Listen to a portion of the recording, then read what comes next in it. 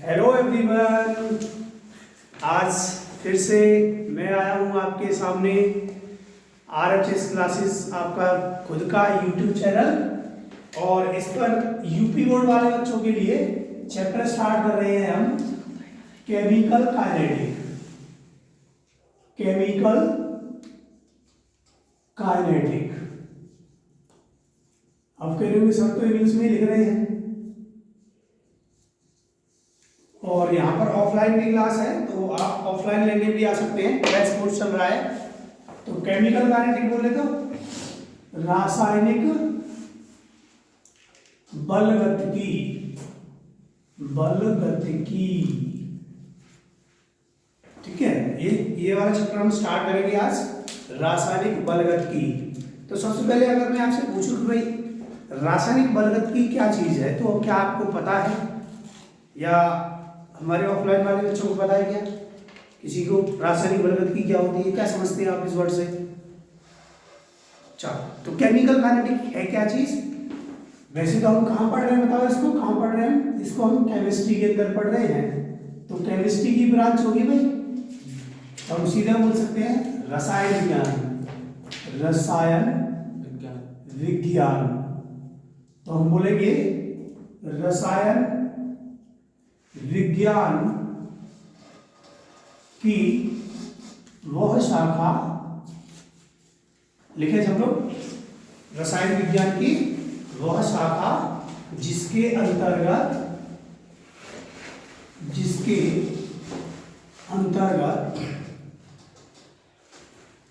अभिक्रिया का वेग,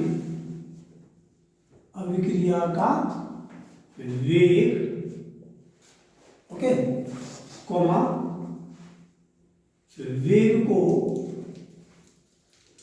प्रभावित करने वाले कारक,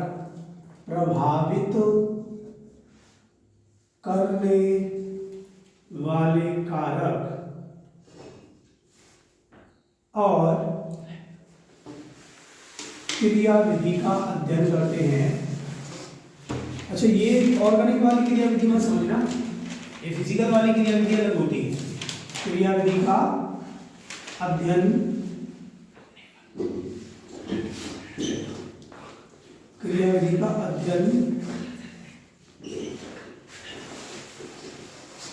करते हैं, उसे रासायनिक बलगतिकी कहते हैं। रासायनिक बलगतिकी।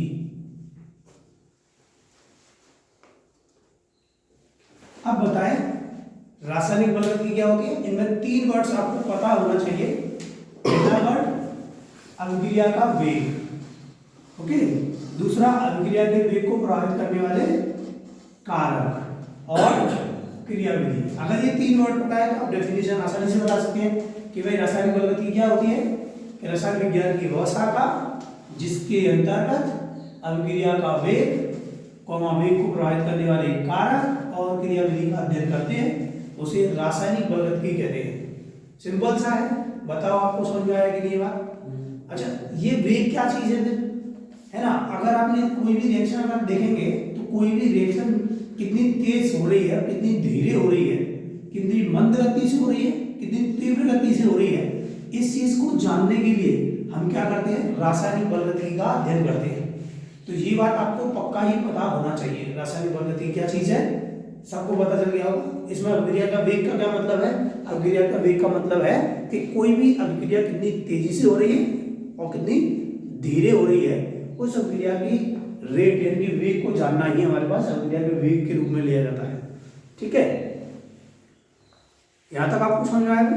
आगे चले, देखिए उसके बाद बात करते हैं कि भाई ये अभिक्रिया का वेग क्या चीज है। अभिक्रिया का वेग, अभिक्रिया का वेग क्या चीज है? इंग्लिश में बोलते हैं rate of reaction. Rate of reaction. तो बताइए अभिक्रिया का वेग क्या है, रेट ऑफ रिएक्शन क्या है, तो वो चीज हम देखेंगे। आइए हम लोग लौट के आइए। सपोज अगर मैं चाहता हूँ कि भाई मेरे पास एक बर्तन रखा हुआ है, वेट खोल दो। अगर कोई बर्तन रखा हुआ है और उसमें मैंने पानी में रखा हुआ है, ठीक है, और यहाँ मैंने चीनी भी ले रखी है इधर,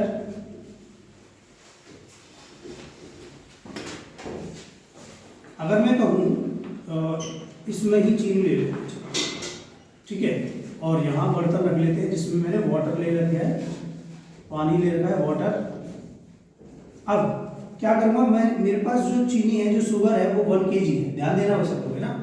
मैंने क्या कहा, अगर मेरे पास शुगर 1 kg है, अगर मेरे पास शुगर 1 kg है तो क्या होगा, अगर मैंने इस शुगर को इसके अंदर डाला, सपोज इसके अंदर डाला, तभी तो मैं शरबत बना पाऊंगा भाई।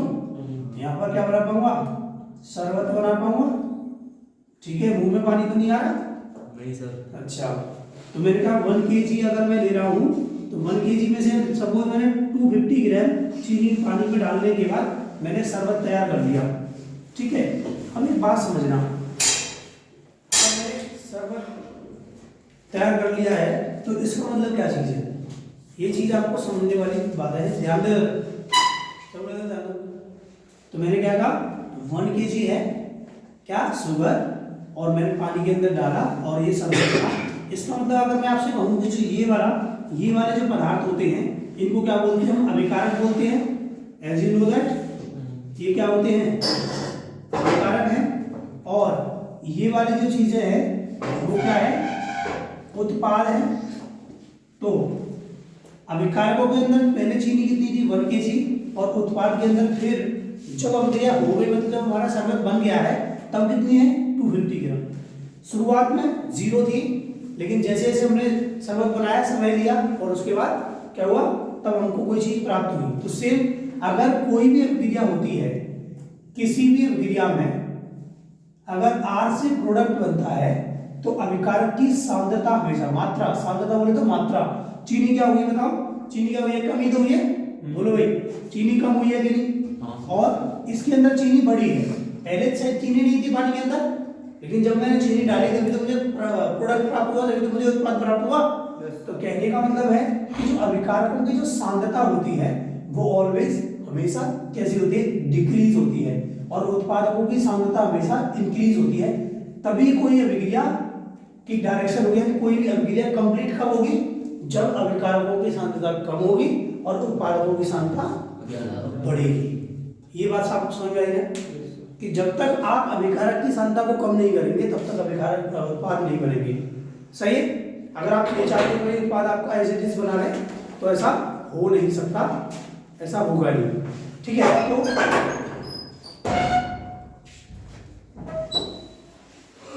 तो अगर मैं बात करूं आगे, देखो अब मैं कहना चाहता हूं कि भाई मेरे पास क्या है, R से प्रोडक्ट है, तो मैं क्या बोलूंगा, यहाँ अभिकारक की सांद्रता में परिवर्तन आता है। ओवरऑल मैं कहूँ तो अभिकारक की सांद्रता परिवर्तित हुई है, तो परिवर्तन आया है, और उत्पादकों की सांद्रता में परिवर्तन आया है। भाई पहले 0 थी, उत्पादों की भी सांद्रता क्या हुई है, परिवर्तित हुई है, इसमें भी परिवर्तन आया है। अगर मैं ये कह दूं कि ये जो अभिक्रिया है सपोज एकांक समय में हुई हो, तो यहां से मैं डेफिनेशन बना सकता हूं, किसकी, अभिक्रिया के वेग की। कैसे, मैं बोलूंगा एकांक समय में, देखना भाई डेफिनेशन, एकांक समय में अभिकारकों अथवा उत्पादों की सांद्रता में होने वाले परिवर्तन की दर को, या होने वाले परिवर्तन को हम क्या बोल सकते हैं, अभिक्रिया का वेग कह सकते हैं। क्या याद हुआ आपको, दोबारा, एकांक समय में अभिकारकों तथा उत्पादों की सांद्रता में होने वाले परिवर्तन को अभिक्रिया का वेग कहते हैं। ठीक है, याद हो जाएगा। तो लिखना स्टार्ट करें, एकांक समय में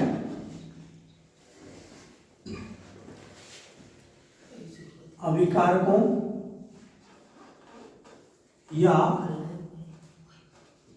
उत्पादों की सांद्रता में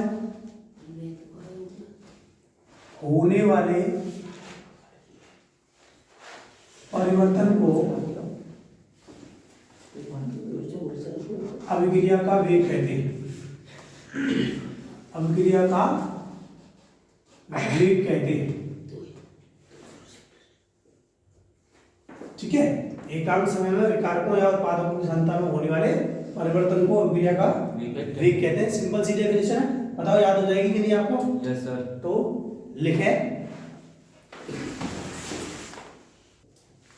तो अभी आपने अभी डेफिनेशन करी थी कि अभिक्रिया का वेग क्या होता है? एकांक समय में अभिकारकों या उत्पादों की सांद्रता में होने वाले परिवर्तन को अभिक्रिया का वेग कहते हैं, रेट ऑफ रिएक्शन कहते हैं। आप वही कहें कि भाई जो अभिक्रिया का वेग है, अभिक्रिया का वेग ये क्या होता है? इधर देखो भाई, सांद्रता में परिवर्तन। अब सांद्रता में परिवर्तन मतलब अभिकारकों या उत्पादों में से किसी की भी सांद्रता में परिवर्तन हो सकता है, ओके, बटे समय परिवर्तन।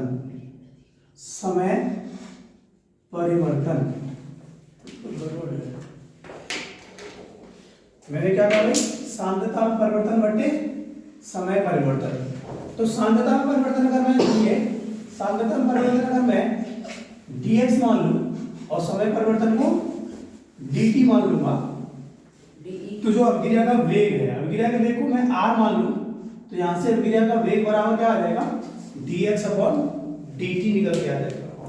किसी भी अभिक्रिया का जो वेग है वो क्या आ जाएगा? dx अपॉन dt निकल के आएगा। समझ में आ रही है मेरी बात? समझ में?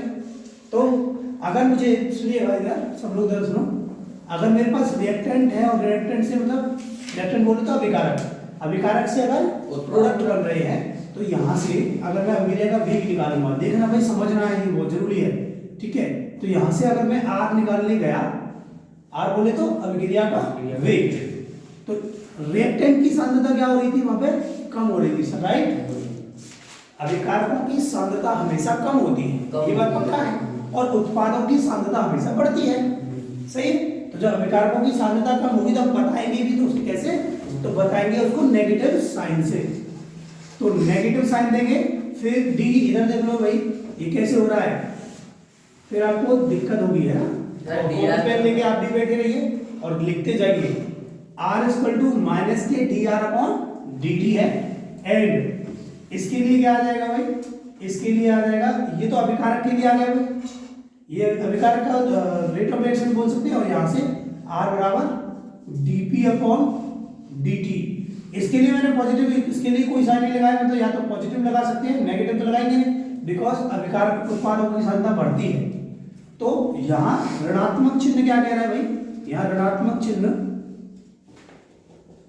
अभिकारकों की सांद्रता में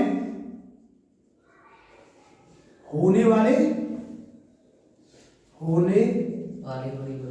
कमी है। यहां नेगेटिव चिन्ह का मतलब क्या है? नेगेटिव चिन्ह अभिकारकों की सांद्रता में होने वाली कमी को प्रदर्शित करता है। पक्का याद रखना, पेपर में भी आ चुका है। आपके एमसीक्यू क्वेश्चन में टिक मार्क में आता है, जो 6 क्वेश्चन आते हैं ना टिक मार्क में, उसमें पूछा जाता है कि नेगेटिव चिन्ह का क्या मतलब होता है। नेगेटिव का मतलब नेगेटिव नहीं है, नेगेटिव का मतलब है यहाँ अभिकारकों की सांद्रता कम हुई है, समझ गए? क्योंकि हमें बताना पड़ेगा। इसका मतलब अगर मैं ओवरऑल रिएक्शन का अभिकार रेट निकालूं तो R बराबर टोटल, इस पूरी रिएक्शन को कैसे दिखाऊं? देखो जरा इधर ध्यान दो, R बराबर क्या हो जाएगा? माइनस के dr upon dt is equal to dp upon dt, because ये भी R के बराबर है, ये भी R के बराबर है, तो हमने रेट ऑफ रिएक्शन और दोनों ही रेट कैसे कर दिए? हमने इक्वल कर दिए। ये बात आपको समझ में आनी चाहिए, ठीक है? अब बात करते हैं, सब लोग ध्यान दे रहे हैं ना? समझ में आ रहा है ना सबको? कोई क्वेश्चन तो नहीं? ओके, एंड देन अगर मैं आपसे कहूं भाई मेरे पास ये वाली अभिक्रिया है, सपोज 2A से C, सपोज ये वाली रिएक्शन है मेरे पास, इस अभिक्रिया के लिए मैं 3C कर ली था, कोई दिक्कत नहीं, मैं 3C कर लिया। अगर मेरे पास ऐसी अभिक्रिया आ जाती है तो मुझे इस अभिक्रिया के लिए रेट ऑफ रिएक्शन निकालना है।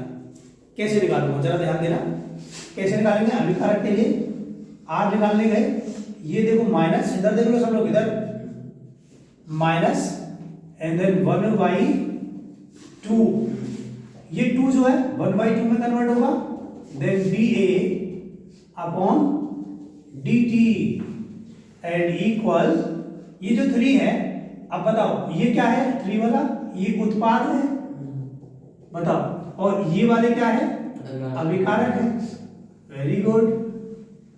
अब अभिकारक के लिए नेगेटिव साइन आया और जो 2 है वो 1/2 में कन्वर्ट हुआ, then dA upon dt, then 1/3 dC upon dt। अब एक क्वेश्चन मेरी तरफ से करिए, 5A plus 4B gives 3D plus DC करो, 3C प्लस 2D। अगर ऐसी रिएक्शन है तो इसके लिए रेट ऑफ रिएक्शन आप कैसे निकालेंगे करके बताइएगा जल्दी से। पहले ये नोट करो, उसके बाद ये देखें, अगर मुझे इसका रेट ऑफ रिएक्शन कैसे निकालेंगे बेटा जी, देखो R बराबर ये जगह, ये के दोनों क्या है? रिएक्टेंट हैं, तो ये माइनस 1/5, ये 5 का क्या हुआ? 1/5 and then D upon dt, और ये A कहाँ गया? ये रहा, इसकी सांद्रता, इसको बड़ा कोष्ठक बोलते हैं यहाँ पे, ठीक है। एंड देन इक्वल, देखो इधर इधर इसी वजह से सांद्रता बोलेंगे, A की सांद्रता, और 4 के लिए minus 1/4 and D upon dt। हाँ, सब में इक्वल आएगा, प्लस नहीं लगाएंगे, इक्वल लगाएंगे, सबका रेट ऑफ रिएक्शन कैसा होता है? ऑलवेज इक्वल होता है। जितने समय में ये कंप्लीट होगी उतने समय में ये सारे चीजें कंप्लीट होंगी, उतने समय में ये बन रही होंगी, तो सारे के सारे रेट ऑफ रिएक्शन कैसे आएंगे? इक्वल। बस ये हमें बताती है माइनस और पॉजिटिव के किसके अंदर घट रही है और किसके अंदर बढ़ रही है, समझ भाई। और इक्वल लगाएंगे, फिर इस पे आगे 1/3 dC upon dt and than equal 1/2 dd upon dt। तो इस तरह से हम इसका रेट ऑफ रिएक्शन निकाल सकते हैं। बताओ आपको ये बात समझ में आई कि नहीं आई? तो एक और रिएक्शन देखते हैं। अगर मेरे पास ऐसी रिएक्शन आ जाए बेटा, तो इसका रेट ऑफ रिएक्शन आप कैसे निकालोगे? इसका रेट ऑफ रिएक्शन निकालना है हमको, ठीक है।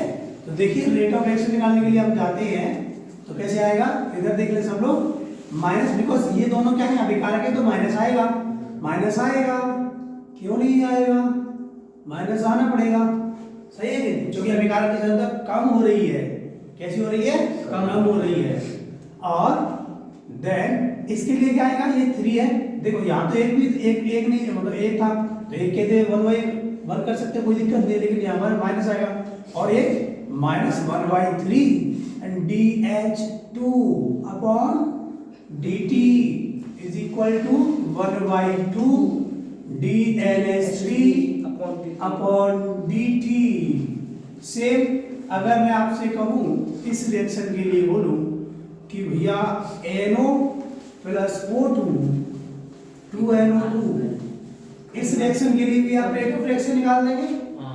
गजब की बात है, अरे बच्चे होशियार है हमारे। और H2 प्लस Cl2, और इसके लिए भी आप रेट ऑफ रिएक्शन निकाल लेंगे। इजी है, निकालिए, अभी निकालिए और फिर आगे चलते हैं। तो देखें इसे आप कैसे करेंगे। अब आइए, हमने ट्राई किया होगा, आ गया होगा आपको, मुझे पता है आप बहुत अच्छे हैं। जो DNO अपॉन dt, ये माइनस आएगा बिकॉज इससे अभिकारक है, ये अभिकारक है भैया, और DO2 अपॉन dt, इसके लिए 1/2 DNO2 अपॉन dt, इसके लिए easy DH2 upon dt minus DCl2 upon dt 1/t dSL/dt। देखो हो गया कि नहीं, चेक कर लीजिए, आपने सही किया होगा। पेन कॉपी लेकर जरूर बैठे, तभी मन लगेगा पढ़ाई में।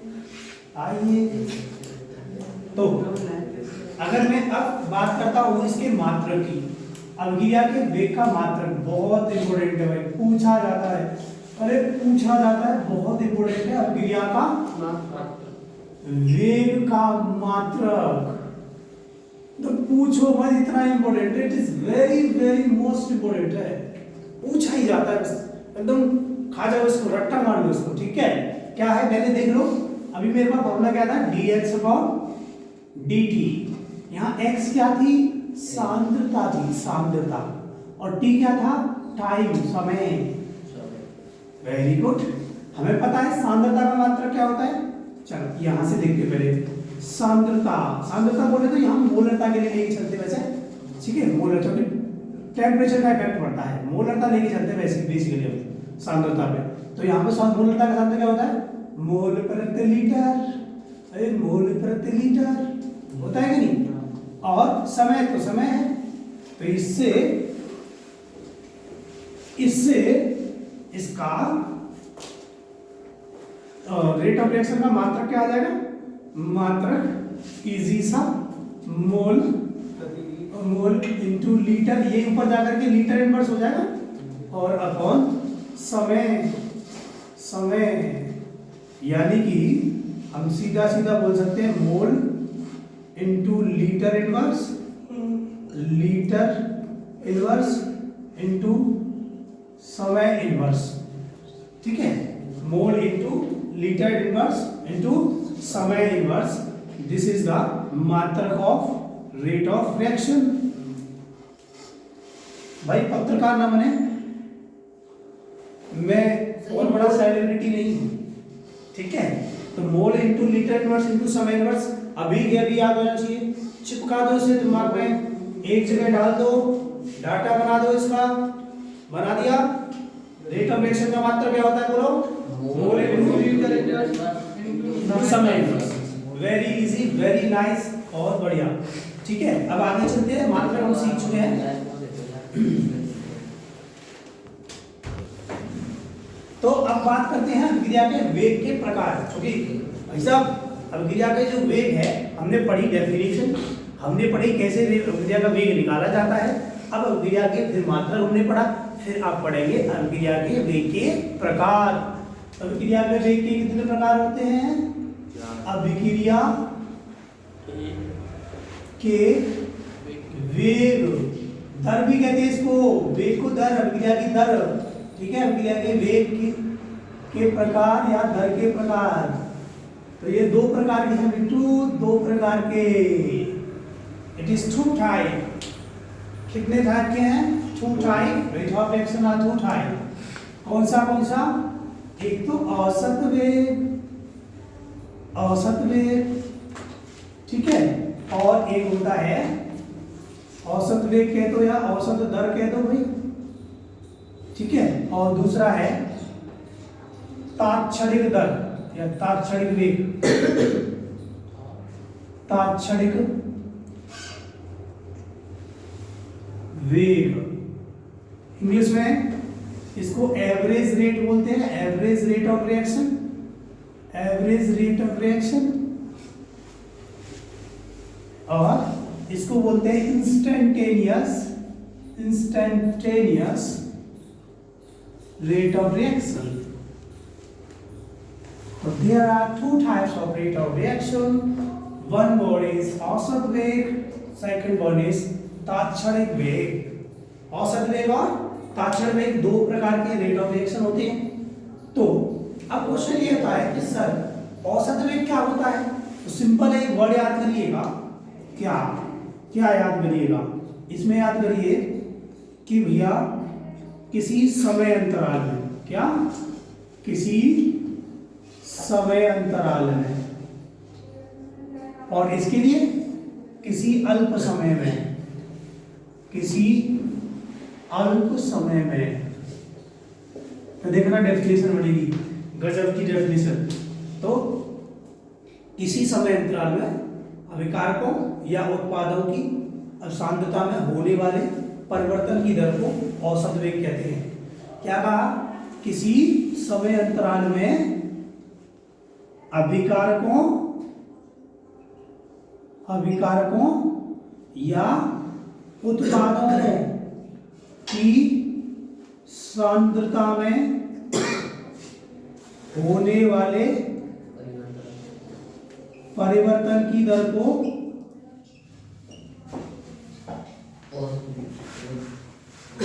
औसत वेग कहते हैं। बिल्कुल सही बात है। डेफिनेशन हो गई कि नहीं? देखो, किसी समय अंतराल में, बस एक आम समय में क्या है, किसी समय अंतराल में अभिकारकों या उत्पादों की सांद्रता में होने वाले परिवर्तन की दर को औसत वेग कहते हैं। ठीक है। एक्सियम यही, किसी अल्प समय में अभिकारकों या उत्पादों की सांद्रता में होने वाले परिवर्तन की दर को वही कहते हैं भाई, तात्क्षणिक वेग कहते हैं। वही ठीक है। तो किसी समय अंतराल में अभिकारकों या उत्पादों की सांद्रता में होने वाले परिवर्तन की दर को वेग, औसत वेग। तात्क्षणिक वेग क्या कहते हैं? किसी अल्प समय में अभिकारकों या उत्पादों की सांद्रता में होने वाले परिवर्तन की दर को तात्क्षणिक वेग कहते हैं। पक्का याद हो जाएगा। अब देखो इसको कैसे कहते हैं? आर ए बी बराबर delta x by delta T. It is denoted by delta x by delta T. Delta लगा दिया मैं डीएक्स के ऊपर, ये तो सेम है। आर इंस्टेंटेनियस बराबर डीएक्स बाई dt। देखो याद हो जाएगा, मस्त है, कतई झेर है। तो आज के लिए हम इतना ही करेंगे, कल करेंगे इसमें और आगे क्वेश्चन। हमारे चैनल से जुड़ जाइए, डेली पढ़ाएंगे और आपको भी हम पढ़ाएंगे, दोनों तरफ हमारा चलता रहेगा।